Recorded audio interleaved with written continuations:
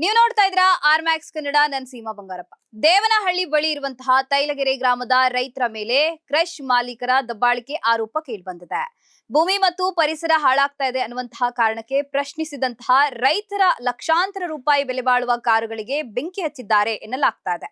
ಇನ್ನು ಘಟನೆ ಬಳಿಕವೂ ಪೊಲೀಸರು ಪ್ರಕರಣವನ್ನ ದಾಖಲಿಸದೆ ಯಾವುದೇ ಕ್ರಮ ಕೈಗೊಂಡಿಲ್ಲ ಎಂದು ಗ್ರಾಮಸ್ಥರು ಗಂಭೀರ ಆರೋಪವನ್ನ ಮಾಡಿದ್ದಾರೆ. ಅಷ್ಟಕ್ಕೂ ತೈಲಗೆರೆ ಗ್ರಾಮದಲ್ಲಿ ನಡೆದಿದ್ದೇನು, ಕ್ರಷರ್ ಮಾಲೀಕರ ವಿರುದ್ಧ ಕೇಳಿ ಬರ್ತಾ ಇರುವಂತಹ ಆರೋಪಗಳೇನು, ಎಲ್ಲವನ್ನ ಕಂಪ್ಲೀಟ್ ರಿಪೋರ್ಟ್ ಕೊಡ್ತಾ ಹೋಗ್ತೀವಿ ನೋಡಿ.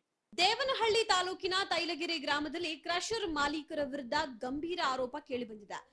ಕ್ರಷರ್ಗಳಿಂದ ಭೂಮಿ ಹಾಗೂ ಪರಿಸರ ಹಾಳಾಗ್ತಿದೆ ಅಂತ ಪ್ರಶ್ನಿಸಿದ್ದಕ್ಕೆ ರೈತರ ಮೇಲೆ ದಬ್ಬಾಳಿಕೆಯನ್ನ ನಡೆಸಲಾಗಿದೆ ಎನ್ನಲಾಗ್ತಿದೆ. ಅಷ್ಟೇ ಅಲ್ಲದೆ ರೈತರಿಗೆ ಸೇರಿದ ಲಕ್ಷಾಂತರ ರೂಪಾಯಿ ಮೌಲ್ಯದ ಕಾರುಗಳಿಗೆ ಬೆಂಕಿ ಹಚ್ಚಲಾಗಿದೆ ಎಂಬ ಆರೋಪವೂ ಕೂಡ ಕೇಳಿ ಬಂದಿದೆ.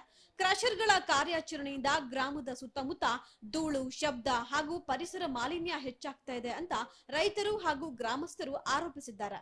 ಈ ಬಗ್ಗೆ ಪ್ರಶ್ನಿಸಿ ವಿರೋಧವನ್ನ ವ್ಯಕ್ತಪಡಿಸಿದ್ದಕ್ಕೆ ಕ್ರಷರ್ ಮಾಲೀಕರ ಕಡೆಯವರು ರೈತರನ್ನ ಬೆದರಿಸಿದ್ದಾರೆ ಎನ್ನಲಾಗ್ತಿದೆ. ಇದೇ ವಿಚಾರಕ್ಕೆ ಸಂಬಂಧಿಸಿದಂತೆ ರೈತರ ವಾಹನಗಳಿಗೆ ಬೆಂಕಿ ಹಚ್ಚಿರುವ ಆರೋಪ ಕೂಡ ಇದೀಗ ಗ್ರಾಮದಲ್ಲಿ ಆತಂಕಕ್ಕೆ ಕಾರಣವಾಗಿದೆ.